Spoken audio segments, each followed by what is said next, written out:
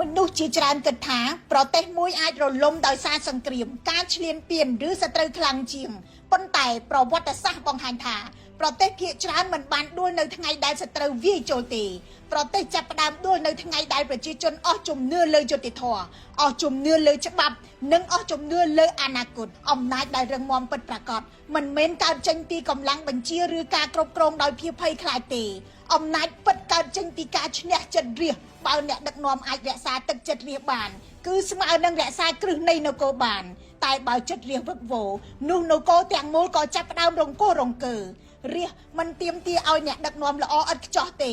រាស្ត្រគ្រាន់តែចង់ឃើញថាច្បាប់ត្រូវបានអនុវត្តប្រកបដោយសមភាពយុត្តិធម៌នៅតែមាននិងពលរដ្ឋតូចតាចនៅមានទីឈរនៅក្នុងសង្គមពេលប្រជាជនជឿថាការខិតខំអាចផ្លាស់ប្ដូរជីវិតបានពួកគេមិនខ្លាចអត់ធ្មត់នឹងការលំបាកទេតែពេលមនុស្សចាប់ផ្ដើមជឿថាច្បាប់គ្រាន់តែការពារអ្នកមានអំណាចអំពើអយុត្តិធម៌គ្មានអ្នកទទួលខុសត្រូវហើយអនាគតត្រូវបានបិទចំពោះមនុស្សសាមញ្ញនោះគ្រោះថ្នាក់ពិតប្រាកដកើតឡើងសង្គ្រាមជាមួយសត្រូវខាងក្រៅគេអាចនៅមើលឃើញទីហ៊ានឃើញអាវុធឃើញព្រំដែននិងឃើញគ្រោះថ្នាក់ប៉ុន្តែសង្គ្រាមនៅក្នុងចិត្តរាស្ត្រវាស្ងាត់ជាងហើយគ្រោះថ្នាក់ជាងវាមិនផ្ទុះឡើងភ្លាមទេវាចាប់ផ្ដើមពីការអស់សង្ឃឹមបន្តិចម្ដ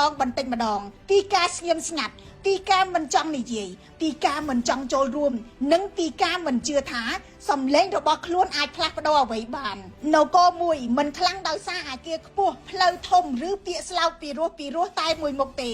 នគរខ្លាំងដោយសាររាស្ត្រមានជំនឿថាខ្លួនមិនត្រូវបានបោះបង់ចោល